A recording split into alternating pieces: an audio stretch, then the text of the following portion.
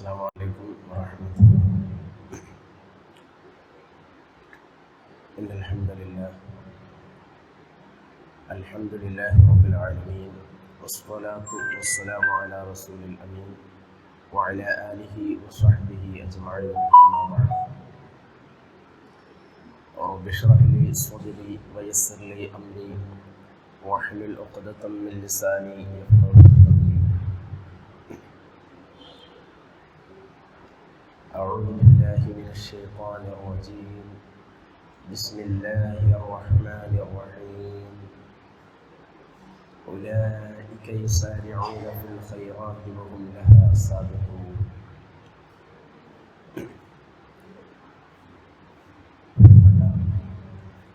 മജ്‌ലിസുൽ ഖുർആൻ പഠിതാക്കളെ,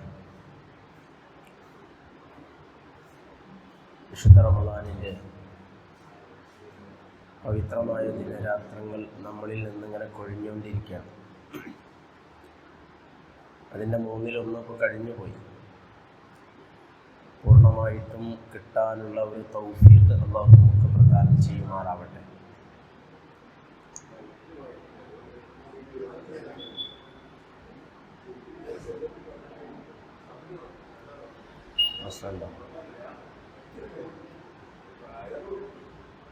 അടുത്തേക്ക് വെക്കണം. ഓക്കെ അല്ലേ? അപ്പോൾ വിശുദ്ധ റമളാൻ നമ്മൾ പറഞ്ഞിരുന്നു,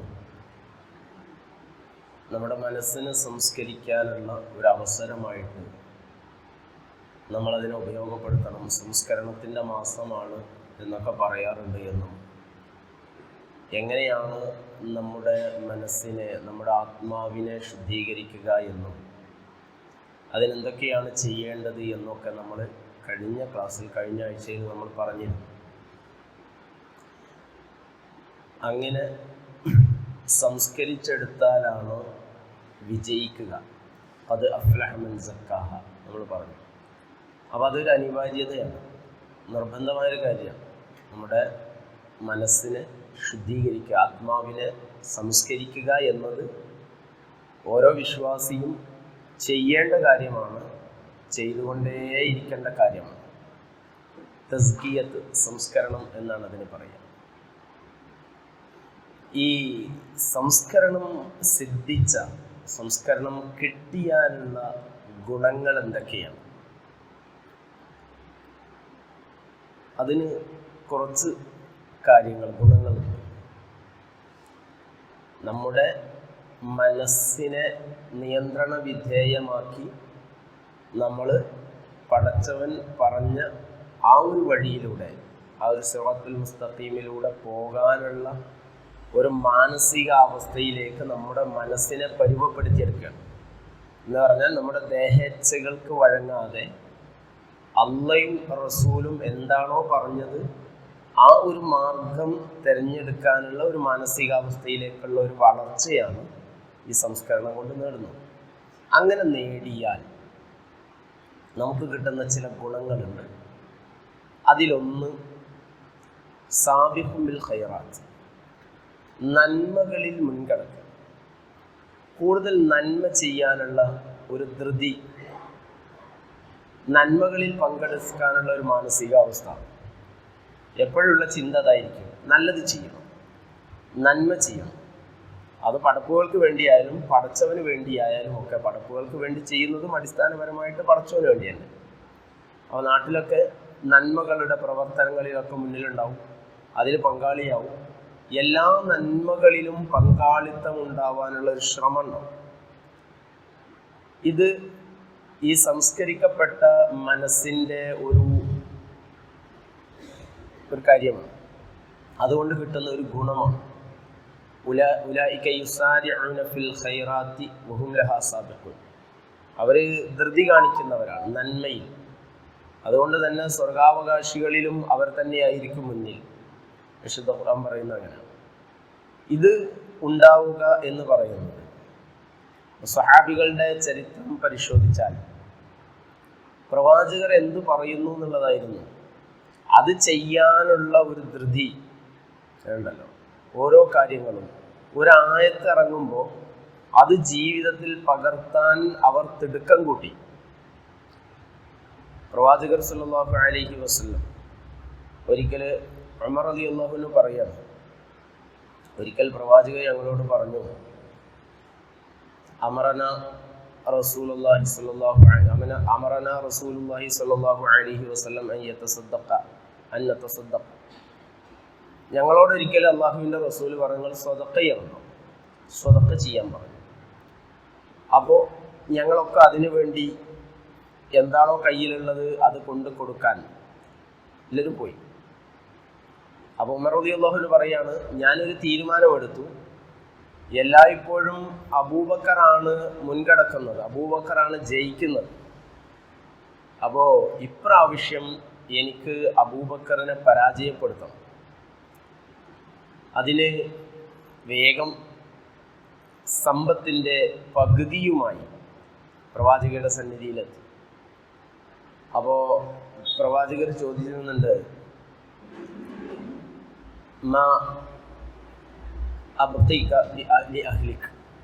കുടുംബത്തിന് വേണ്ടി എന്താ ബാക്കി വെച്ചതെന്ന് ചോദിച്ചു. അപ്പോൾ ഉമർ റളിയല്ലാഹു അൻഹു പറഞ്ഞു, ഇത്ര തന്നെയുണ്ട്, ഇതുപോലൊരു വിഹിതം അവിടെയുണ്ട്, എൻ്റെ കയ്യിലുണ്ട് എന്ന് പറഞ്ഞാൽ എൻ്റെ സമ്പത്തിൻ്റെ പകുതിയും ഞാൻ കൊണ്ടുവന്നിട്ടുണ്ട്. കുറച്ച് കഴിഞ്ഞപ്പോൾ അബൂബക്കർ സിദ്ദീഖ് റളിയല്ലാഹു അൻഹു വന്നു. അവിടെയും അള്ളാഹുവിൻ്റെ റസൂൽ ചോദിച്ചു, അബൂബക്കർ എന്താണ് കുടുംബത്തിന് വേണ്ടി ബാക്കി വെച്ചത്? ഈ ചോദ്യവും വ്യത്യസ്തമാണ്. എന്താണ് ഇവിടെ കൊണ്ടുവന്നതെന്നല്ല റസൂൽ ചോദിച്ചത്, ഇങ്ങോട്ട് തരാൻ എന്തായിട്ടാണ് വന്നതെന്നല്ലല്ലോ ചോദിച്ചത്. റസൂലുള്ളാഹിക്ക് അറിയാം കൊണ്ടുവരാൻ എന്തെങ്കിലുമൊക്കെ കൊണ്ടുവരും, പക്ഷേ അഹ്ലിന് വേണ്ടി, വീട്ടുകാർക്ക് വേണ്ടി എന്ത് ബാക്കി വെച്ചു എന്നാണ് ചോദ്യം. അപ്പോൾ അബൂബക്കർ സിദ്ദീഖ് റളിയല്ലാഹു അൻഹു പറഞ്ഞു, അള്ളാഹുവിനെയും റസൂലിനെയും ഞാൻ ബാക്കി വെച്ചിട്ടുണ്ട്. എല്ലാം സമ്പത്ത് മുഴുവനും ദീനിന് വേണ്ടി കൊടുക്കണം.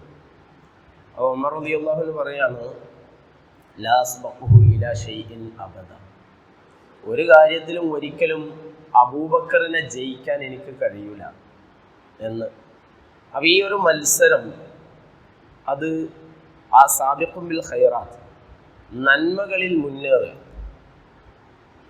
പറഞ്ഞപ്പോഴേക്കും, റസൂലുള്ളാഹി പറഞ്ഞപ്പോഴേക്കും അവരുടെ ഒരു മാത്സര്യം ആ രംഗത്താണ്, നന്മ പ്രവർത്തിക്കുന്നതിൽ. കാരണം ധാരാളം സംഭവങ്ങൾ കാണാം. സ്ത്രീകളോട് മൂടുപടം അണിയണേ എന്ന് പറഞ്ഞപ്പോഴേക്കും കിട്ടാവുന്നതൊക്കെ സംഘടിപ്പിച്ച് അവർ മാറി എന്ന് ഹദീസിലുണ്ട്. വിശുദ്ധ ഖുർആൻ ഇറങ്ങിയപ്പോൾ നിങ്ങൾ മുഅ്മിനീങ്ങളോടും മുഅ്മിനാത്തുകളോടും സ്ത്രീകളോടും ഭാര്യമാരും നബിയുടെ ഭാര്യമാരോടും പെൺമക്കളോടൊക്കെ ശരീരം മറക്കണം എന്ന് പറഞ്ഞപ്പോൾ അവർ എന്തൊക്കെയാണോ കിട്ടുന്നത് അതൊക്കെ ഉപയോഗിച്ച് സ്ത്രീകൾ ആ ഒരു പരിവർത്തനം ഉണ്ടാവുകയാണ്. വിശുദ്ധ ഖുർആൻ ഇറങ്ങുമ്പോഴേക്കും ഖുർആൻ എന്താണോ കൽപ്പിക്കുന്നത് അത് ചെയ്യാനുള്ള ഒരു ധൃതി, ഒരു തിരക്ക്, അതാണ് ഒന്നാമത്തെ ഗുണം.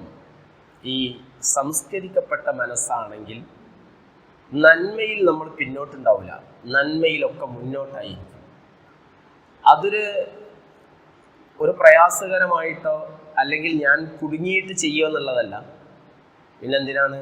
അള്ളാഹുവിൻ്റെ പ്രീതി ആഗ്രഹിച്ചുകൊണ്ട് സ്വമേധയ നമ്മുടെ മനസ്സിൽ നിന്ന് ഇങ്ങനെ വരികയാണ് അത് ചെയ്യാൻ, ഏതൊരു നന്മയ്ക്കും മുന്നിട്ടിറങ്ങും. അതാണ് ഒരു കാര്യം. രണ്ടാമത്തെ കാര്യം, നന്മ ചെയ്യാൻ കഴിയാതെ പോയാൽ അതിലൊരു സങ്കടം ഉണ്ടാവും. നമുക്കിപ്പോൾ ആ സങ്കടമൊന്നും ഉണ്ടാവില്ല. നമ്മൾ തെറ്റ് ചെയ്താൽ തന്നെ ഒരു ബേജാറില്ലാത്ത കാലത്താണ് ഇപ്പോൾ ഉള്ളത്. പക്ഷേ സംസ്കരിക്കപ്പെട്ട ഒരു മനസ്സിൻ്റെ ഉടമയാണ് നമ്മളെങ്കിൽ ഒരു നന്മയ്ക്കൊരു അവസരം കിട്ടിയാൽ അതിൽ പങ്കാളിയാവാൻ കഴിയാതെ വന്നാൽ അതിലൊരു സങ്കടം ഉണ്ടാവുക. അങ്ങനെയുണ്ടല്ലോ. പ്രവാചകരുടെ അടുക്കൽ കുറച്ച് ആളുകൾ വന്നു. അബൂദർ റളിയല്ലാഹു അൻഹു പറയാണ്, പ്രവാചകരുടെ സന്നിധിയിൽ കുറച്ച് വളരെ ദരിദ്രരായ ആളുകൾ വന്നു. എന്നിട്ട് പറഞ്ഞു, പ്രവാചകരെ, കൂലിയൊക്കെ ഇവിടുത്തെ ധനികന്മാർ കൊണ്ടുപോവുകയാണല്ലോ, പ്രതിഫലമൊക്കെ ധനികന്മാർ കൊണ്ടുപോകുന്നു. അപ്പോൾ റസൂലുള്ളാഹി ചോദിച്ചു, അതെന്താ? അവർ ഞങ്ങളെപ്പോലെ നമസ്കരിക്കുന്നു, നോമ്പനുഷ്ഠിക്കുന്നു, കർമ്മങ്ങളൊക്കെ ചെയ്യുന്നു, അതോടൊപ്പം അവർ സ്വതക്ക ചെയ്ത് പ്രതിഫലം നേടുന്നു. അപ്പോൾ അവർക്ക് കഴിയാതെ പോയതിൻ്റെ ഒരു പ്രയാസമാണ്. നമ്മളിപ്പോൾ വല്ലതും ചോദിക്കുക പറയുക, അപ്പോൾ എന്തെങ്കിലും സംഭാവനയൊക്കെ ചോദിച്ചാൽ നമുക്ക് കൊടുക്കാനാണ് ഒരു പ്രയാസം. പക്ഷെ ഇവർ പറയുന്നത് നമ്മളെപ്പോഴും കിട്ടുക എന്നൊരു ചിന്താഗതിയാണ്. അങ്ങോട്ട് കിട്ടുക എന്ന് മാത്രമേ ഉള്ളൂ. കൊടുക്കുക എന്ന തലത്തിലേക്ക് വളരുക എന്ന് പറയുന്നത് ഒരു വലിയ പരിവർത്തനമാണ്. ഞാൻ കൊടുക്കേണ്ടവനാണ് എന്ന ചിന്താഗതിയിലേക്ക് മനുഷ്യനെത്തുക, അതൊരു വലിയ പരിവർത്തനമാണ്. അത് ഉണ്ടാവുന്നത് ഈ സംസ്കരിക്കപ്പെട്ട മനസ്സിൽ നിന്നാണ്. അപ്പോൾ ഇവരുടെ ഒരു പ്രയാസം അതാണ്, ഞങ്ങൾക്ക് കൊടുക്കാൻ കഴിയുന്നില്ല, കാരണം ഞങ്ങളുടെ കയ്യിലില്ല. അപ്പോൾ പ്രതിഫലമൊക്കെ ഇവിടുത്തെ സമ്പന്നർക്കാണല്ലോ കിട്ടുന്നത്. പ്രവാചകരെ, റസൂലുള്ള പറഞ്ഞു, സദഖയുടെ പ്രതിഫലം ഉണ്ടാക്കാനുള്ള കാര്യങ്ങൾ നിങ്ങളെ കയ്യിലുണ്ടല്ലോ, നിങ്ങൾ അതൊക്കെ ചെയ്തോളൂ എന്ന് പറഞ്ഞു. അതെന്താണത്? അത് എല്ലാ തസ്ബീഹും സദഖയാണ്, എല്ലാ തഹ്മീദും സദഖയാണ്. തസ്ബീഹ് ചൊല്ലിക്കോളൂ, അധികരിപ്പിച്ചോളൂ, ഹംദ് ചൊല്ലിക്കോളൂ, അങ്ങനെ തക്ബീർ ചൊല്ലിക്കോളൂ, അങ്ങനെ ഇസ്തിഗ്ഫാർ വർദ്ധിപ്പിച്ചോളൂ. ഇതൊക്കെ സദഖയാണ്, അതിലൂടെ നിങ്ങൾക്കും പ്രതിഫലം നേടാം എന്ന് റസൂലുള്ള അവർക്ക് ഒരു ആശ്വാസം നൽകണം. അതിൽ പറയാണ്, നന്മ കൽപ്പിക്കുന്നതും തിന്മ വിരോധിക്കുന്നതും ഒക്കെ എന്താണ്? പ്രതിഫലാർഹമാണ്, സദഖയാണ് എന്ന് റസൂലുള്ളാഹി സ്വല്ലല്ലാഹു അലൈഹി വസല്ലം പറഞ്ഞുകൊണ്ട് അവരെ സമാധാനിപ്പിക്കുകയാണ് പ്രവാചകർ സ്വല്ലല്ലാഹു അലൈഹി വസല്ലം. അപ്പോൾ നന്മയുടെ അവസരങ്ങൾ നഷ്ടപ്പെടുന്നതിൽ ഒരു പ്രയാസം ഉണ്ടാവുക. ഉമർ റളിയല്ലാഹു അൻഹു ഒരിക്കൽ തൻ്റെ ഒരു തോട്ടം, ഒരു ചരിത്രമാണ്, ഉമർ റളിയല്ലാഹു അൻഹുവിൻ്റെ ചരിത്രം വായിക്കുമ്പോൾ അതിലുള്ളൊരു ഭാഗമാണ്. അതിൽ പറയുന്ന അദ്ദേഹത്തിൻ്റെ ചരിത്രത്തിൽ അദ്ദേഹത്തിന് ഒരു തോട്ടം ഉണ്ടായിരുന്നു. ആ തോട്ടത്തിൽ പോയി വന്നപ്പോൾ അസർ നമസ്കാരത്തിൻ്റെ ജമാഅത്ത് കഴിഞ്ഞിരിക്കുന്നു. അപ്പം അദ്ദേഹത്തിന് അതൊരു വലിയ പ്രയാസമായി. നമ്മൾ വളരെ ഗൗരവത്തിൽ എടുക്കേണ്ട ഒരു സംഗതിയാണ്. കാരണം നമുക്ക് ചിന്തിക്കാൻ കഴിയാത്ത ഒന്നാണ്. കാരണം അസർ നമസ്കാരം നഷ്ടപ്പെട്ടിട്ടില്ല, പള്ളിയിലെത്തിയപ്പോഴേക്കും പ്രവാചകരും സഹാബികളും നമസ്കാരം കഴിഞ്ഞിരിക്കുന്നു, ജമാഅത്ത് നഷ്ടപ്പെട്ടിരിക്കുന്നു. അപ്പോൾ അദ്ദേഹത്തിന് വലിയ പ്രയാസം. അപ്പോൾ അദ്ദേഹം ഇങ്ങനെ ആലോചിച്ചു, ഞാൻ ഈ തോട്ടത്തിലേക്ക് പോയതുകൊണ്ടാണല്ലോ എനിക്ക് നഷ്ടപ്പെട്ടത്, എന്നാൽ ഇനി ആ തോട്ടം ഇനി എനിക്ക് വേണ്ട, അത് പ്രവാചകർക്ക് ഇസ്ലാമിന് വേണ്ടിയിട്ട് സദഖ ചെയ്യും. ഇത് അദ്ദേഹത്തിൻ്റെ ചരിത്രത്തിലൊരു ഭാഗമാണ്. അപ്പോൾ അതെന്താണ്? നന്മ നഷ്ടപ്പെടുമ്പോൾ, നന്മ ചെയ്യാനുള്ള ഒരു അവസരം നഷ്ടപ്പെടുമ്പോഴുണ്ടാകുന്ന ഒരു പ്രയാസം, അതാണ് ഈ സംസ്കരിക്കപ്പെട്ട മനസ്സിൻ്റെ ഒരു ഗുണം. ഒന്ന് നമ്മൾ പറഞ്ഞത് നന്മ ചെയ്യാനുള്ള തിടുക്കം, നന്മയിൽ പങ്കാളിയാവാനുള്ള ഒരു തിടുക്കം, സാബിഖും ബിൽ ഖൈറാത്ത്. രണ്ടാമത്തത് നന്മ ചെയ്യാനുള്ള അവസരം നഷ്ടപ്പെട്ടു പോയാലുള്ള സങ്കടം. ഇത് രണ്ടും ഉണ്ടാവും നമ്മൾ സംസ്കരിക്കപ്പെട്ട ഒരു മനസ്സിൻ്റെ ഉടമയാണ് എങ്കിൽ. ഈ ഒരു പരിവർത്തനമാണ് സാധ്യമാവേണ്ടത് നോമ്പ് കൊണ്ട്. അതുകൊണ്ടാണ് അള്ളാഹുവിൻ്റെ റസൂൽ പറഞ്ഞത്, നോമ്പ് എന്ന് പറഞ്ഞാൽ വെറുതെ ഇങ്ങനെ പട്ടിണി കിടക്കുക എന്നുള്ളതല്ല നോമ്പ്. നോമ്പ് എന്ന് പറയുന്നത് പരിവർത്തനം ഉണ്ടാവേണ്ട ഒരു, എന്താ പറയുക, നമ്മുടെ ഒരു എക്സസൈസ്, ഒരു വർക്കാണത്. ജീവിതത്തിൽ അടിമുടി കൊണ്ട് മാറണം. കഴിഞ്ഞ 11 മാസം ഞാൻ എങ്ങനെ ജീവിച്ചു അതുപോലെയല്ല, അതിൽ നിന്നൊരു മാറ്റം എല്ലാം കൊണ്ടും. അപ്പോൾ മനസ്സുകൊണ്ട് നമ്മൾ നന്മയ്ക്ക് തയ്യാറെടുക്കണം. അതൊരു മുന്നൊരുക്കം റമദാനിന് മുന്നേ വേണം. അപ്പോൾ റമദാനിൽ കൂടുതൽ സൽക്കർമ്മങ്ങളുമായിട്ട് മുന്നേറുകയാണ്. അപ്പോൾ ഈ കൂടുതൽ സൽക്കർമ്മങ്ങൾ എന്ന് പറഞ്ഞാൽ നമ്മൾ നേരത്തിന് നമസ്കരിക്കുന്നു എന്നുള്ളതല്ല, അതെല്ലാ കാലത്തും വേണ്ടതല്ലേ. അതിനപ്പുറത്തേക്ക് അതാണ് നമ്മൾ ചിന്തിക്കേണ്ടത്. റമദാൻ കൊണ്ടുണ്ടാവേണ്ട ഒരു പരിവർത്തനം എന്ന് പറയുന്നത് നമ്മൾ നിർബന്ധമായിട്ടും ചെയ്യേണ്ട കർമ്മങ്ങളിൽ കൃത്യമായിട്ട് പോവുക എന്നുള്ളതല്ല. അതിനും അപ്പുറത്തേക്ക് ഞാൻ സാധാരണ മാസങ്ങളിൽ നിന്ന് വ്യത്യസ്തമായിട്ട് എന്താണ് നേടിയത്. കഴിഞ്ഞ ക്ലാസ്സിൽ നമ്മൾ പറഞ്ഞു തോന്നുന്നു, കിട്ടേണ്ട 3 ഗുണങ്ങൾ. ശാരീരികമായൊരു ഗുണം കിട്ടണം, ആത്മീയമായ മാറ്റം ഉണ്ടാവണം, സാമൂഹികമായ പരിവർത്തനങ്ങൾ ഉണ്ടാവണം. അപ്പോൾ നോമ്പ് അതിനുള്ള ഒരു പരിശീലന കളരിയാണ്. നോമ്പിലൂടെ ഈ നോമ്പ് എന്ന് പറയുന്നത് നമ്മളിങ്ങനെ വെറുതെ പട്ടിണി കിടക്കുക എന്നുള്ളതല്ല. അതുകൊണ്ടാണ് പ്രായശ്ചിത്തമായിട്ട് പല പാപങ്ങൾക്കും പ്രായശ്ചിത്തമായിട്ട് നോമ്പ് വെച്ചത്. മനുഷ്യനെ മാറ്റിയെടുക്കാൻ കഴിയുന്ന ഒരു ആരാധനാ കർമ്മമാണ് നോമ്പ്. അങ്ങനെയൊന്നുണ്ട്. അപ്പോൾ ഒരു തെറ്റ് നമ്മൾ പല തെറ്റുകളുടെയും പ്രായശ്ചിത്തം നോമ്പാണ് ഇസ്ലാമിൽ. ചിലപ്പോൾ അടിമയെ മോചിപ്പിക്കലുണ്ടാവും, അതുപോലെ പാവപ്പെട്ടവർക്ക് ഭക്ഷണം നൽകലുണ്ടാവും. എന്നാൽ ചിലതിന് നോമ്പാണ്. കാരണം അത്രയും കരുത്തുറ്റൊരു സാധനമാണ് ഈ നോമ്പ് എന്ന് പറയുന്നത്. അത് നമ്മുടെ ശരീരത്തിനെയും നമ്മുടെ മനസ്സിനെയും പരിവർത്തിപ്പിക്കാൻ മാത്രം പര്യാപ്തമായ ഒരു ആരാധനാ കർമ്മമാണ് നോമ്പ്. അതുകൊണ്ട് അള്ളാഹ് പറഞ്ഞത് നോമ്പ് എനിക്കുള്ളതാണ്, അതിന് പ്രതിഫലം നൽകുന്നവൻ ഞാനാണ്. അത് മറ്റുള്ള ആരാധനാ കർമ്മങ്ങളൊന്നും ഉള്ളാക്കന്നെ. അതതിൻ്റെ പ്രവർത്തനത്തെ അതിൻ്റെ പ്രാധാന്യത്തെ ബോധിപ്പിക്കാൻ വേണ്ടിയിട്ടാണ്. അത്രയും പടച്ചവനുമായിട്ട് റിലേറ്റഡായ ഒരു സംഗതിയാണ്. കാരണം പട്ടിണി കിടന്നാൽ പടച്ചവനെ കാണുന്നൊരു വർത്തമാനമുണ്ട് അല്ലേ? പട്ടിണി കിടന്നാൽ പടച്ചവനെ കാണും എന്ന് പറയാറുണ്ട്. അപ്പോൾ ആ ഒരു പടച്ചവനെ കണ്ടെത്താനുള്ള ഒരവസരം പടച്ചവൻ തരികയാണ്. പക്ഷെ അതെങ്ങനെ ഉപയോഗപ്പെടുത്തുന്നു എന്നതിലാണ് അതിൻ്റെ ഏറ്റവും വലിയ കാര്യം. അപ്പോൾ ഏതായിരുന്നാലും രണ്ട് കാര്യങ്ങൾ നമ്മൾ പറഞ്ഞു. ഒന്ന്, നന്മയിൽ മുന്നേറാനുള്ള ഒരു മനസ്സുണ്ടാവുക. രണ്ടാമത്തത്, നന്മ ചെയ്യാനുള്ള അവസരങ്ങൾ നഷ്ടപ്പെടുമ്പോൾ പ്രയാസങ്ങൾ ഉണ്ടാവുക എന്നതാണ്. അപ്പോൾ റമദാൻ എന്ന് പറയുന്നത് നന്മയ്ക്കുള്ള ഒരു അവസരമാണ്. എന്തൊരു കാര്യവും അപ്പം അതിന് എത്രയാ അതിൻ്റെ പ്രതിഫലം എന്ന് പറയാൻ പറ്റില്ല. ഇരട്ടി, അത് 700 ഇരട്ടി വരെ ആവാം. അങ്ങനെയാണ്, എത്രയും ആവാം.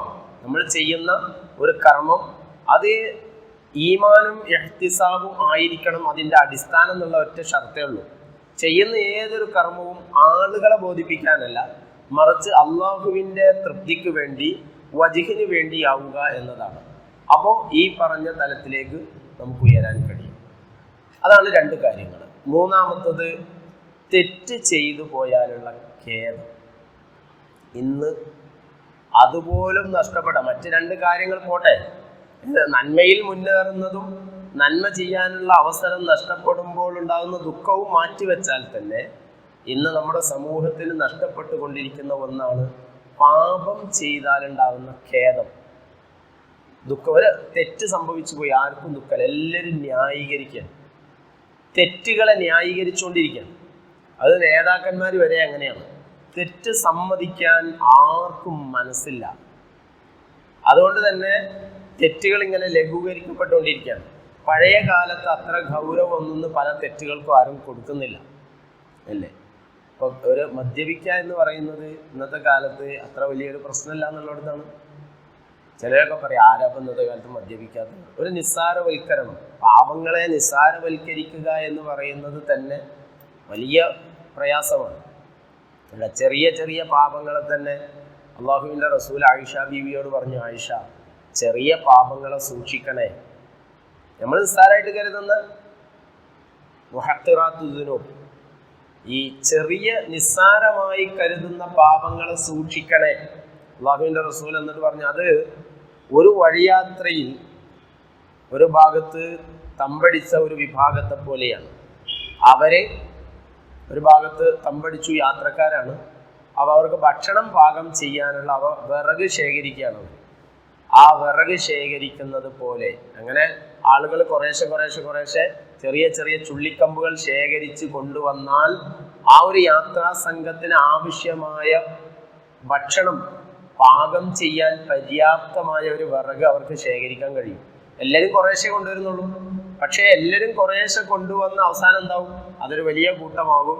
ആ ഒരു വലിയ യാത്രാ സംഘത്തിന് ഭക്ഷണം പാകം ചെയ്യാൻ പര്യാപ്തമായ വിറകായി അത് തീരും എന്നതുപോലെയാണ് നിസ്സാരമായി കരുതുന്ന പാപങ്ങൾ. ഇതൊരു വലിയ പ്രശ്നമാണ്. ഇന്ന് സമൂഹം വളരെ നിസ്സാരമായി കാണുന്ന, എന്നാൽ ഖുർആൻ വളരെ ഗൗരവത്തിൽ പറഞ്ഞ ഒരുപാട് പ്രശ്നങ്ങളുണ്ട്. അപ്പോൾ ആളുകളെ കുറിച്ച് അനാവശ്യങ്ങൾ പറയുക എന്നത്, ഗീബത്ത്, നമീമത്ത് എന്നൊക്കെ പറയുന്ന സംഭവം ഇന്ന് സുലഭമാണ്. സോഷ്യൽ മീഡിയകളിലൊക്കെ ഈ പരിഹാസങ്ങളൊക്കെ, ആളുകളെ പരിഹസിക്കുക, അങ്ങനത്തെ വീഡിയോക്കാണ് കൂടുതൽ വ്യൂവേഴ്സ് ഉള്ളത്, കൂടുതൽ ആളുകൾ ഷെയർ ചെയ്യുന്നത് മറ്റുള്ളവരുടെ കുറ്റങ്ങൾ, മറ്റുള്ളവരുടെ പോരായ്മകൾ അതിങ്ങനെ ഷെയർ ചെയ്യുക എന്നുള്ളത് അത് വലിയൊരു വിഷയമാണ്. വിശുദ്ധ ഖുർആൻ പറഞ്ഞതാണ്. അതുപോലെ മറ്റുള്ളവരുടെ ന്യൂനതകൾ സമൂഹത്തിന് മുമ്പിൽ പറയുക, ഗീബത്ത്. അതിന് ആളുകൾ, നമുക്കിപ്പോൾ ഒരു ന്യൂസ് വാട്സപ്പിലൊക്കെ കിട്ടിയാൽ അത് വേറൊരാളെ കുറ്റപ്പെടുത്തുന്നതാണെങ്കിൽ അത് പെട്ടെന്ന് ഷെയർ ചെയ്യും. ആളുകളെ കുറിച്ച് നല്ലത് പറയുന്നതും നല്ലതും സമൂഹത്തിൽ ഷെയർ ചെയ്യാൻ ആളുകൾ കുറവായിരിക്കും. അത് മനസ്സിൻ്റെ ഒരു ഇതാണ്, നമുക്ക് സംതൃപ്തി നൽകുന്ന അതാണ്. മറ്റൊരാളുടെ കുറ്റം, ഒരു അയൽവാസിയുടെ, ഒരു നാട്ടുകാരൻ്റെ ഒരു പോരായ്മ നമ്മൾ അറിഞ്ഞാൽ അത് മറ്റുള്ളവരെ എത്രയും പെട്ടെന്ന് അറിയിക്കുക എന്നത് ഇന്നൻ നഫ്സല അമ്മാറത്തും ബിസ്സൂ എന്ന് പറഞ്ഞില്ലേ, അതിങ്ങനെ തിന്മയ്ക്ക് പ്രേരിപ്പിക്കുന്ന, നമ്മുടെ നഫ്സ് എന്ന് പറഞ്ഞാൽ ഖുർആൻ പറഞ്ഞതാണ്, അത് തിന്മയ്ക്ക് പ്രേരിപ്പിക്കുന്നതാണ്. അപ്പോൾ അതുകൊണ്ട് ഇങ്ങനെയുള്ള വിഷയങ്ങൾ, നമ്മൾ നിസ്സാരമായി കരുതുന്ന പാപങ്ങൾ നമ്മളെ നശിപ്പിക്കാൻ മാത്രം പര്യാപ്തമാണ്. അതുകൊണ്ട് അത് സൂക്ഷിക്കണേ ആയിഷ എന്ന് പറയുന്നു. അതുപോലെ ഈ വളർന്നു വരുന്ന സമൂഹത്തിൽ മക്കളിലെയൊക്കെ തെറ്റുകൾ, അതൊക്കെ ആളുകൾ ചിലതൊക്കെ ആഘോഷിക്കുന്നവരെയുണ്ട്. അങ്ങനത്തെ ഒരു കാലഘട്ടമാണ് തെറ്റുകൾ ആഘോഷിക്കുക. മകൻ വേറെ ഒരു പെൺകുട്ടിയെ വീട്ടിലേക്ക് വിളിച്ചു കൊണ്ടുവന്നാൽ അത് തെറ്റാണ്. നമ്മുടെ ഇസ്ലാമിക വീക്ഷണപ്രകാരം ഒരു സ്ത്രീ, ഒരു പെൺകുട്ടിയെ ഒരു കുട്ടി വീട്ടിലേക്ക് കൂട്ടിക്കൊണ്ടുവരുന്നു എന്ന് പറയുന്നത്, എന്നിട്ട് വീട്ടിലെത്തുമ്പോഴാണ് അറിയുന്നത് ഞങ്ങൾ കല്യാണം കഴിഞ്ഞു എന്നുള്ളത്. അങ്ങനത്തെ ഒരു കാലത്താണ്. അതെ, ഏത് മതമായാലും ജാതിയായാലും അങ്ങനെ സംഭവിക്കുന്നു എന്നത്, അതൊക്കെ ഇന്ന് പലപ്പോഴും പലരും ആഘോഷിക്കാം സോഷ്യൽ മീഡിയകളിലൊക്കെ. അവിടെയാണ് ഇന്ന് നമ്മളുള്ളത്. അതായത് തെറ്റുകളോട് രാജിയാവുക, അതൊന്നും അത്ര കുഴപ്പമില്ല എന്ന് ചിന്തിക്കുന്നിടത്തേക്ക് മാറുക. അതൊരു ഈമാനിൻ്റെ ദൗർബല്യമാണ്, ഈമാനിൻ്റെ കുറവാണ്, നമ്മുടെ വിശ്വാസത്തിനേറ്റ പുഴുക്കുത്താണ്. സമൂഹത്തിലെ തിന്മകൾക്കെതിരെ പ്രതികരിക്കുന്നവനാണ് വിശ്വാസി. പ്രവാചകൻ പറഞ്ഞില്ലേ, പറ്റുമെങ്കിൽ കൈകൊണ്ട്, അല്ലെങ്കിൽ നാവ് കൊണ്ട്, അതുമല്ലെങ്കിൽ മനസ്സുകൊണ്ടെങ്കിലും വെറുക്കാൻ കഴിയണം. അപ്പോൾ സമൂഹത്തിലെ തിന്മകളോട് നമുക്കെന്തില്ല, രാജിയാവാൻ കഴിയില്ല, തിന്മകളോട് യോജിക്കാൻ കഴിയില്ല. അതൊരു വിശ്വാസിക്ക് സാധ്യമല്ലാത്ത ഒന്നാണ്. അപ്പോൾ എത്രയോ നമ്മൾ മാറേണ്ടിയിരിക്കുന്നു എന്നർത്ഥം. ഈ മൂന്നാമത്തെ ഘടകം തന്നെ, ഇവരിൽ സംഭവിച്ചു പോയാൽ, വല്ല തെറ്റും സംഭവിച്ചു പോയാൽ അഗാധമായ ഖേദം, അതവരുടെ ഉറക്കം നഷ്ടപ്പെടുത്തും, അവരുടെ ഉറക്കം നഷ്ടപ്പെടുത്തുന്ന ഒന്നായിത്തീരും. അതിനൊരു ഉദാഹരണമാണ് മാഇസ് റളിയല്ലാഹു അൻഹു. മാഇസ് റളിയല്ലാഹു അൻഹു സ്വഹാബിയാണ്. അദ്ദേഹം യാദൃച്ഛികമായിട്ടൊരു പാപം സംഭവിച്ചു പോയി, അദ്ദേഹം വ്യഭിചരിച്ചു പോയി. പക്ഷെ അത് കഴിഞ്ഞപ്പോൾ അദ്ദേഹത്തിന് ഉറക്കം നഷ്ടപ്പെട്ടു. അദ്ദേഹത്തിന് പേടിയാണ്, നാളെ വരാനിരിക്കുന്ന ശിക്ഷയെക്കുറിച്ചുള്ള ഭയം. അദ്ദേഹം അവസാനം റസൂലുള്ളാഹിന്റെ അടുക്കൽ ചെന്നിട്ട് പറഞ്ഞു, ത്വഹീർനി യാ റസൂലല്ലാഹ്, അള്ളാഹുവിൻ്റെ റസൂൽ എന്നെ ശുദ്ധീകരിക്കണം. റസൂലുള്ളാഹി പറഞ്ഞു, മൈസ് വൈഹക്, എന്തൊരു ഇതാണ് മൈസ നീ പറയുന്നത്? നീ പോയി ഇസ്തിഗ്ഫാർ നടത്ത്, തൗബ ചെയ്ത് മടങ്ങ് മൈസേ, അതിനുള്ളൊരു തെറ്റൊക്കെ നീ ചെയ്തിട്ടുണ്ടാവുള്ളൂ, നീ റസൂലുള്ളാഹി അവിടുന്ന് ആട്ടാണ്. അദ്ദേഹം പിറ്റേ ദിവസം വരികയാണ്, കാരണം അദ്ദേഹത്തിന് ഉറങ്ങാൻ കഴിയണ്ടേ. പിറ്റേന്ന് റസൂലുള്ളാഹി അങ്ങനെ ഒഴിവാക്കുക, 2, 3, 4 തവണ, 4ാമത്തെ തവണ വന്നപ്പോഴാണ് റസൂലുള്ളാഹി പറഞ്ഞത് സഹാബികളോട്, മായിസിന് ഭ്രാന്തുണ്ടോ എന്ന് ചോദിച്ചത്. എന്താ മായിസ പ്രശ്നം, എന്താണ് നിന്റെ പ്രശ്നം? 3 ദിവസം വരികയാണ്, എന്നെ ശുദ്ധീകരിക്കണം എന്ന് പറഞ്ഞത്. അപ്പോൾ പറയുന്നത്, ഞാനിങ്ങനെ വ്യഭിചരിച്ചു പോയി റസൂലെ. റസൂലുള്ളാഹി പറഞ്ഞു, എന്താണ് മായിസിന് ഭ്രാന്തുണ്ടോ എന്ന് പരിശോധിക്കണം. സഹാബിമാർ നോക്കിയിട്ട് പറഞ്ഞു, ഭ്രാന്തൊന്നുമില്ല. എന്നാൽ മായിസ് മദ്യപിച്ചിട്ടുണ്ടോ എന്ന് പരിശോധിക്കണം എന്നാണ്. റസൂലുള്ളാഹിക്ക് ഇങ്ങോട്ട് ഉൾക്കൊള്ളാൻ കഴിയുന്നില്ല. മായിസ് മദ്യപിച്ചിട്ടുണ്ടോ? അവർ പരിശോധിച്ചില്ല, മദ്യപിച്ചിട്ടുമില്ല. റസൂലുള്ളാഹിനോട് പറഞ്ഞു, റസൂലെ സംഭവിച്ചു പോയി, പക്ഷെ എനിക്ക് ഉറങ്ങാൻ പറ്റുന്നില്ല, എന്നെ ശുദ്ധീകരിക്കണം എന്ന് പറഞ്ഞാൽ എന്നെ എറിഞ്ഞു കൊല്ലണം എന്നാ, എന്നെ ആ ശിക്ഷ, വധശിക്ഷ സ്വീകരിക്കുകയാണ്. അത് സംസ്കരിക്കപ്പെട്ട മനസ്സിൻ്റെ ഒരു ഗുണമാണ്. തെറ്റ് ചെയ്തു പോയാൽ ഉറക്കം നഷ്ടപ്പെടുക, അതിന് പ്രായശ്ചിത്തം ചെയ്യാതെ മുന്നോട്ട് ജീവിക്കാൻ കഴിയാത്തൊരവസ്ഥ സംജാതമാവുക. അങ്ങനെ റസൂലുള്ള ഇത് നടപ്പാക്കുക, ശിക്ഷ നടപ്പാക്കാൻ എറിഞ്ഞു കൊല്ലാണ് മായിസ് റളിയല്ലാഹു അൻഹു. അപ്പോൾ റസൂലുള്ള പറഞ്ഞു, ഉമർ റളിയല്ലാഹു അൻഹു പറയുന്നുണ്ട്, അങ്ങനെ മയ്യത്ത് നിസ്കാരവുമായി ബന്ധപ്പെട്ട് അദ്ദേഹം പറയുന്നുണ്ട്, ഒരു വ്യഭിചാരിക്ക് മയ്യത്ത് നിസ്കരിക്കുകയോ. റസൂലുള്ള പറയുന്നുണ്ട്, അദ്ദേഹത്തിൻ്റെ തൗബ, മായിസ് റളിയല്ലാഹു അൻഹുവിൻ്റെ പശ്ചാത്താപം ഈ മദീനയിലെ 70 വിശ്വാസികൾക്ക് വീതിച്ച് നൽകിയാലും അതിനേക്കാളും വിശാലമായി നിൽക്കുന്നതാണ്. ഒരു റിപ്പോർട്ടിലുള്ളത്, മുസ്ലിം ഉമ്മത്തിന് തന്നെ അദ്ദേഹത്തിൻ്റെ പശ്ചാത്താപം വീതിച്ചു കൊടുക്കുകയാണെങ്കിൽ അവരെക്കാളും വിശാലമായിട്ട് അത് നിൽക്കുന്നു. അത്രത്തോളം വലിയ പശ്ചാത്താപമാണ് മായിസ് റളിയല്ലാഹു അൻഹു ചെയ്തതെന്നാണ്. കാരണം എന്താ? മരണശിക്ഷ ഏറ്റുവാങ്ങുക ചെയ്തു പോയ ഒരു തെറ്റിന്. അതേ സംഭവം തന്നെ ഹാമിദ എന്ന് പറയുന്ന ഒരു ഗോത്രത്തിലെ ഒരു പെണ്ണ് വരുന്നുണ്ട് പ്രവാചകരുടെ അടുക്കൽ, ഇതേ ആവശ്യം ഉന്നയിച്ചുകൊണ്ട്. റസൂലുള്ളാഹി മടക്കി വിടുന്നുണ്ട്. അവൾ ചോദിക്കുന്നുണ്ട്, മായിസിനെ ശുദ്ധീകരിച്ചതുപോലെ എന്നെ ശുദ്ധീകരിച്ചൂടെ എന്ന്. മാത്രമല്ല പെണ്ണ് പറയാണ്, ഞാൻ ഗർഭിണിയാണ്, സിന ചെയ്തു എന്നല്ല, സിനയിൽ ഞാൻ ഗർഭിണിയാണ് റസൂലേ. റസൂലുള്ളാഹി പറഞ്ഞു, എന്നാൽ പ്രസവശേഷം ശിക്ഷ നടപ്പാക്കാൻ പോയിട്ട് വരും. പ്രസവം കഴിഞ്ഞപ്പോഴും പെണ്ണ് വരികയാണ് എന്ന് പറഞ്ഞാൽ മനസ്സിൻ്റെ ഒരു ഈമാനിൻ്റെ ഒരു ശക്തിയാണ്, സംസ്കരിക്കപ്പെട്ട മനസ്സിൻ്റെ ഉറപ്പാണ്. കാരണം ഉറക്കം കിട്ടുന്നില്ല, ജീവിക്കാൻ കഴിയുന്നില്ല, തെറ്റ് ചെയ്തു പോയി എന്ന ഖേദം കൊണ്ട്. അവർ റസൂലുള്ളാഹി പറഞ്ഞു, ആ കുട്ടിയുടെ മുലകുടി സമയം കഴിയട്ടെ. അത് കഴിഞ്ഞപ്പോൾ അത് ബോധ്യപ്പെടുത്താൻ ഒരു റൊട്ടി കഷ്ണം, ഒരു ഖുബ്സിൻ്റെ ഒരു കഷ്ണം ആ കുട്ടി ഇങ്ങനെ കഴിച്ചുകൊണ്ടാണ് ആ ചെറിയ കുട്ടീനായിട്ട് പെണ്ണ് വരുന്നത്. ആ പെണ്ണിനെയും അതുപോലെ ശിക്ഷ നടപ്പാക്കണം അല്ലാഹുവിൻ്റെ റസൂൽ. ആ സമയത്താണ് ഉമർ റളിയല്ലാഹു അൻഹു ഇത് പറഞ്ഞത് എന്നും ചില റിപ്പോർട്ടുകളുണ്ട്, ചരിത്രങ്ങളുണ്ട്. ഏതായിരുന്നാലും ഇതാണ്, അതായത് തെറ്റിനെ, പാപങ്ങളെ പാപമായിട്ട് കാണാനും അതിൽ നിന്ന് വിട്ടു നിൽക്കാനുള്ള മനസ്സ്. പക്ഷെ വേണ്ടത് നന്മകളിൽ മുന്നേറാനുള്ള ഒരു മനസ്സുണ്ടാവുക എന്ന് പറയുന്നതാണ്. അവരാണ് അസ്സാബിഖൂനൽ അവ്വലൂൻ, മുൻകടന്നവർ, വിശ്വാസത്തിൽ മുൻകടന്നവർ എന്ന് പറഞ്ഞത്. കഴിയില്ല. തെറ്റ് ചെയ്തു പോയാൽ, അത് തെറ്റാണ് എന്ന് തോന്നിയാൽ പിന്നെ മുന്നോട്ട് പോകാൻ വയ്യ. അത് പരിഹരിക്കാതെ, അതിനൊരു പ്രായശ്ചിത്തം ചെയ്യാതെ മുന്നോട്ട് പോകാൻ കഴിയില്ല എന്ന ഒരവസ്ഥ നമ്മളിൽ ഉണ്ടായാൽ അതാണ് സംസ്കരിച്ചെടുത്ത മനസ്സിൻ്റെ ഒരു ഗുണം. ഒരൊറ്റ സംഭവം കൂടി പറഞ്ഞാൽ അവസാനിപ്പിക്കാം. ഇബ്ൻ ജരീർ ത്വബരി റഹ്മത്തുള്ളാഹി അലൈഹി, അദ്ദേഹം പ്രഥമ തഫ്സീറിൻ്റെ, ആദ്യത്തെ പൂർണ്ണമായ തഫ്സീറിൻ്റെ ഗ്രന്ഥകർത്താവാണ്. ത്വബരി എന്ന് പറയുന്ന പ്രധാനപ്പെട്ട ഒരു തഫ്സീറാണ്. അതിൻ്റെ കർത്താവാണ് ഇബ്ൻ ജരീർ ത്വബരി. ത്വബരി പറയാണ്, അദ്ദേഹത്തിനുണ്ടായ ഒരു അനുഭവം അദ്ദേഹം പറയാണ്. ഞാനൊരിക്കൽ ഒരു ഹജ്ജിൻ്റെ സീസണിൽ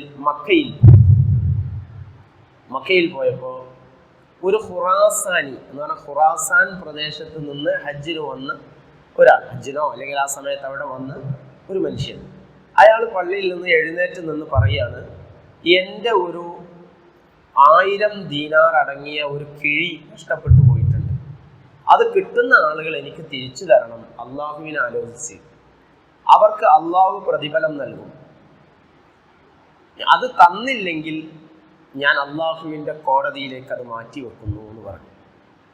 അപ്പോൾ ആളുകൾ ത്വബരി ഇത് ശ്രദ്ധിക്കുകയാണ്.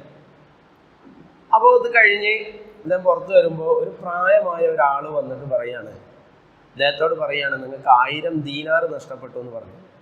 അത് കിട്ടുന്ന ആള് എന്തായാലും പാവപ്പെട്ട ഒരാളായിരിക്കും. അങ്ങനെയാണെങ്കിൽ, കാരണം ഈ നാടൊക്കെ ഇപ്പോൾ കുറച്ച് ക്ഷാമത്തിലാണ്, പ്രയാസത്തിലൊക്കെയാണ്, നാട്ടുകാരും പ്രയാസത്തിലാണ്. ആ 1000 ദീനാറിൻ്റെ കിഴി നിങ്ങൾക്ക് തിരിച്ചു തരികയാണെങ്കിൽ അയാൾക്ക് നിങ്ങൾ എന്തെങ്കിലും കൊടുക്കുമോ എന്ന് ചോദിച്ചു. അപ്പോൾ എന്താ പ്രതീക്ഷിക്കുന്നതെന്ന് ചോദിച്ചു. അപ്പോൾ പറഞ്ഞു, അതിൻ്റെ ഒരു 10-1, ഒരു 100 ദീനാർ നിങ്ങൾ കൊടുക്കുമെന്ന് ചോദിച്ചു. അപ്പോൾ ഈ മനുഷ്യൻ പറഞ്ഞാൽ കൊടുക്കൂല എന്നാണ്. ഖുറാസാനി പറഞ്ഞാൽ അത് ഞാൻ കൊടുക്കൂല, ഞാൻ അത് അള്ളാഹുവിൻ്റെ കോടതിയിലേക്ക് മാറ്റി വെക്കുന്നു എന്ന് പറഞ്ഞു.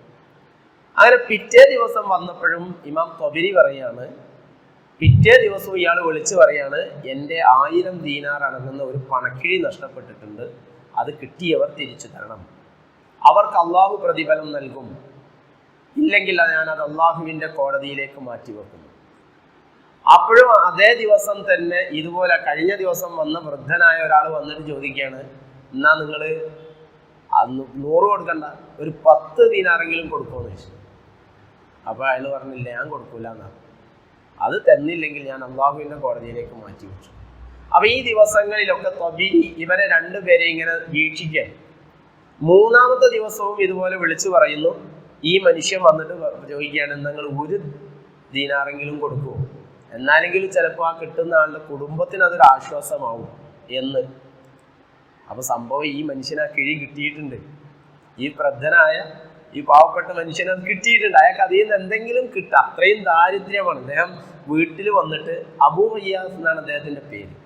അബൂ റിയാസ് വീട്ടിൽ വന്നിട്ട് ലുബാബ എന്ന് പറയുന്ന തൻ്റെ ഭാര്യയോട് പറയുകയാണ്, അയാൾ തരൂല എന്നാണ് പറയുന്നത്. 2-ാമത്തെ ദിവസം പറഞ്ഞ്, ഞാൻ 10 ദീനാർ ചോദിച്ചിട്ടും അയാൾ പറയുന്നത് തരൂല എന്നാണ്.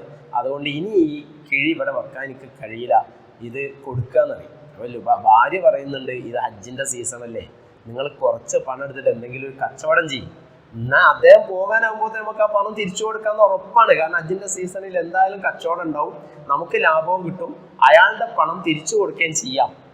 അയാൾ പറയുന്നുണ്ട്, 86 വയസ്സായി ഞാൻ, ഈ കാലത്തിനിടയ്ക്ക് ഇതുവരെ ഹറാമ് തിന്നിട്ടില്ല, ഇനി ഹറാമ് തിന്നണം എന്നാണോ നീ പറയുന്നത്? അതുകൊണ്ട് എനിക്കത് ചെയ്യാൻ കഴിയില്ല എന്ന് അദ്ദേഹം പറയുന്നുണ്ട്. അദ്ദേഹം അവിടെ 9ഓളം അംഗങ്ങളുണ്ട്. അദ്ദേഹമുണ്ട്, അദ്ദേഹത്തിൻ്റെ ഭാര്യയുണ്ട്, അദ്ദേഹത്തിന് 4 മക്കളുണ്ട്, അദ്ദേഹത്തിൻ്റെ 2 പെങ്ങന്മാരുണ്ട്, അതുപോലെ ഭാര്യയുടെ ഉമ്മയുണ്ട്. അങ്ങനെ 9 അംഗങ്ങൾ ആ വീട്ടിലുണ്ട്. കഷ്ടപ്പാടും ദാരിദ്ര്യമാണ്, കാര്യമായ പണി. കാരണം 86 വയസ്സായിട്ടുണ്ട്, വേറെ ആണുങ്ങളാരോ വീട്ടിലില്ല, അങ്ങേയറ്റത്തെ ദാരിദ്ര്യത്തിലാണ്. അപ്പോൾ ഇയാൾ പിറ്റേന്നത് 1 ദീനാറെങ്കിലും കൊടുക്കുമെന്ന് ചോദിച്ചു. അപ്പോൾ അയാൾ പറഞ്ഞു, ഞാൻ കൊടുക്കില്ല, അത് ഞാൻ അള്ളാഹുവിൻ്റെ കോടതിയിലേക്ക് മാറ്റി വെക്കുന്നു. അപ്പോൾ ഈ മനുഷ്യൻ പറഞ്ഞു, നിങ്ങൾ വരി, അതിൻ്റെ കയ്യിലുണ്ട്, ഞങ്ങൾക്ക് തിരിച്ചു തരാം എന്ന് പറഞ്ഞിട്ട് ഇദ്ദേഹത്തെ വീട്ടിലേക്ക് കൊണ്ടുപോകണം. അപ്പോൾ ത്വബരി പറയാണ്, ഞാനും പോയി അവരുടെ കൂടെ.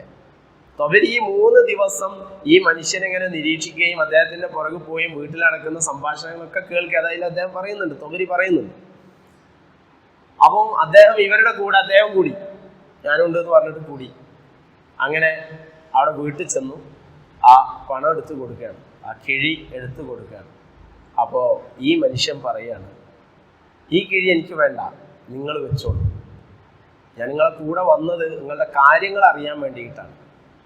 നിങ്ങൾ ആ കിഴി എടുക്കുന്നതും കൊണ്ടുപോകുന്നതും ഒക്കെ ഞാൻ കണ്ടിട്ട്, ഈ ഖുറാസാനിലെ പ്രദേശക്കാരനായ ഖുറാസാനി പറയാണ്, ഞാനതൊരു ഭാഗത്ത് മനഃപൂർവ്വം വെച്ചതാണ്.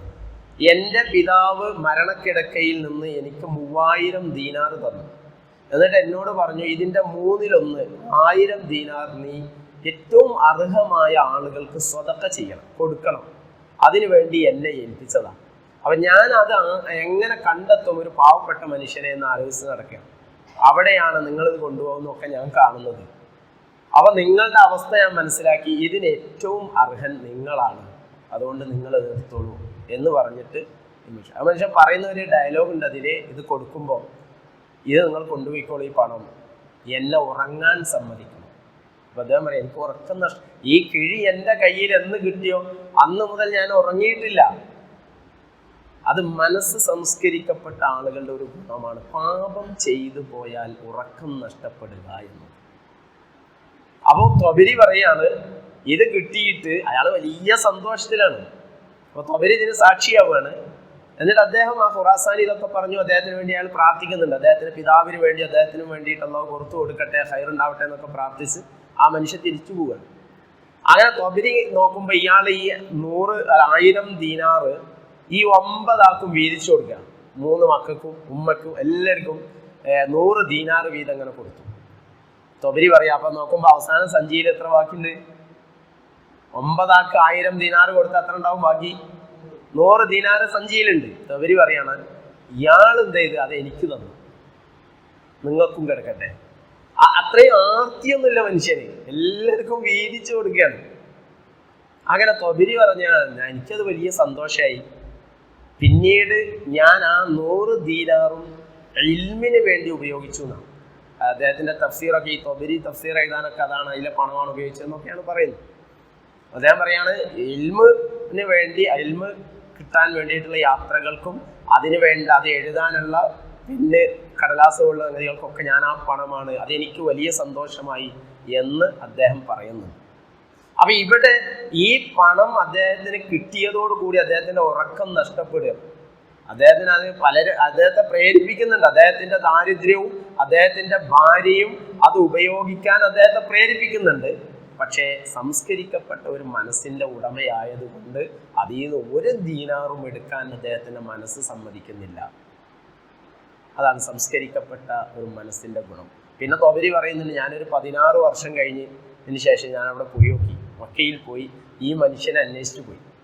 അപ്പോൾ അവരൊക്കെ മരിച്ചു പോയിട്ടുണ്ട്. 4 പെൺകുട്ടികൾ മാത്രം ബാക്കിയുണ്ട്. അവരൊക്കെ വിവാഹമൊക്കെ കഴിച്ച് നല്ല രീതിയിൽ ജീവിക്കുന്നു എന്നൊക്കെ അദ്ദേഹം ഇത് പറയുന്നു. അപ്പോൾ ഇതാണ് റമദാൻ കൊണ്ട് കിട്ടേണ്ട ഒരു ഗുണം, മനസ്സിനെ സംസ്കരിക്കുക എന്നുള്ളതാണ്. സംസ്കരിച്ച മനസ്സുകൊണ്ടുണ്ടാകേണ്ട നേട്ടങ്ങൾ: 1, നന്മയിൽ മുൻകടക്കുക, നന്മ ചെയ്യാൻ ധൃതി കാണിക്കുക.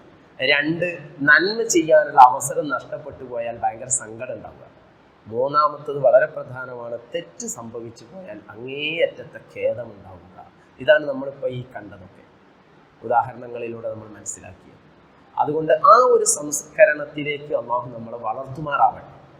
നമ്മിൽ നിന്ന് വന്നു പോയ പാപങ്ങൾ അള്ളാഹു നമുക്ക് പുറത്തു നൽകുമാറാവട്ടെ.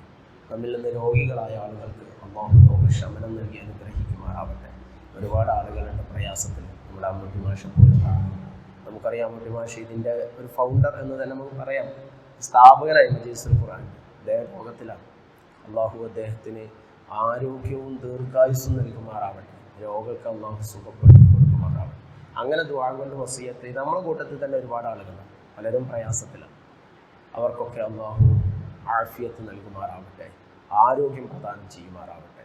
അവരുടെയും നമ്മുടെയും പ്രയാസങ്ങൾ അള്ളാഹു ദൂരീകരിക്കുമാറാവട്ടെ. നമ്മുടെ ദോഷങ്ങൾ അള്ളാഹു പുറത്ത് നൽകുമാറാവട്ടെ.